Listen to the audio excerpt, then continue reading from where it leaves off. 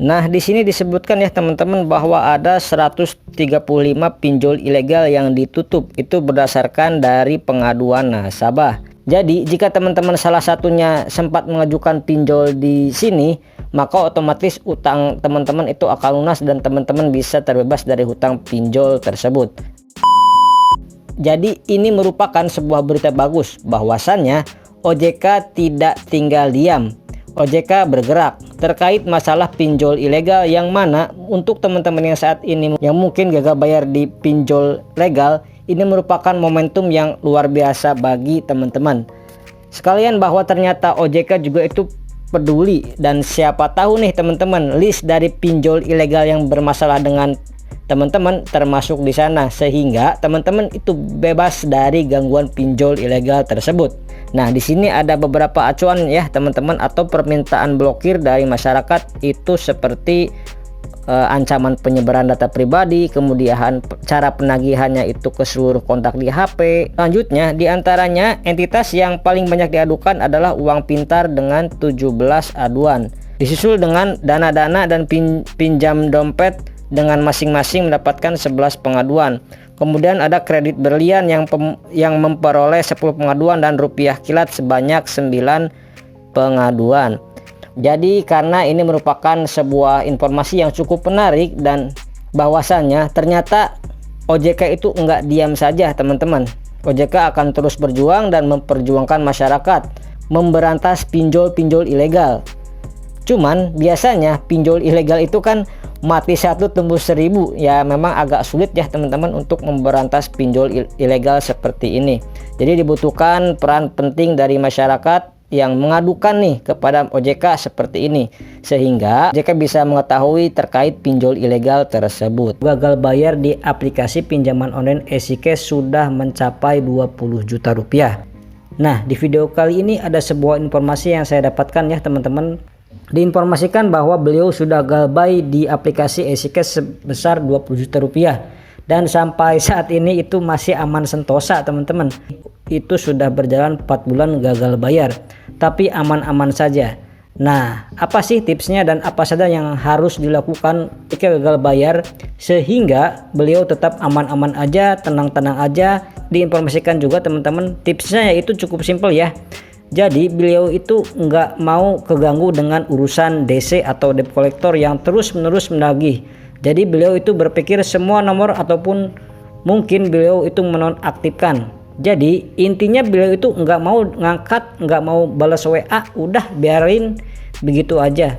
Tapi sudah berjalan 4 bulan, ini masih belum ada DC yang datang ke rumah beliau. Ini yang harus kalian sadari, bahwa sebenarnya membuat diri kalian ini menjadi panik, membuat diri teman-teman itu resah, itu adalah diri kalian atau diri teman-teman sendiri. So, buat teman-teman yang saat ini gabay, tidak perlu panik, nggak perlu takut. Teman-teman lakuin aja seperti biasa, aktivitas seperti biasa, bekerja. Kemudian teman-teman itu sambil bekerja, teman-teman nanti sedikit demi sedikit teman-teman mengumpulkan uang untuk bisa melunasi tagihan di aplikasi pinjaman online EasyCash. Masalah atau istilah pinjol data busuk bisa cair.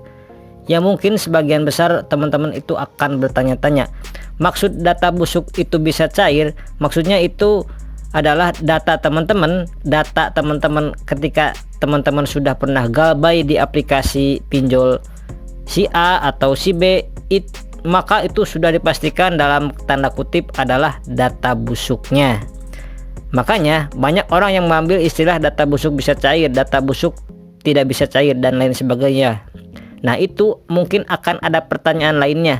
Ketika ada data busuk itu bisa cair, itu kan datanya sudah di blacklist oleh Slick OJK dan lain sebagainya, maka tidak bisa meminjam di tempat lain ya teman-teman, atau pasti auto ditolak atau otomatis ditolak ketika teman-teman mengajukan pinjaman. Cuman kenapa kok ada beberapa aplikasi pinjaman online yang datanya itu sudah jelek seperti tadi, tapi masih bisa mencairkan uang?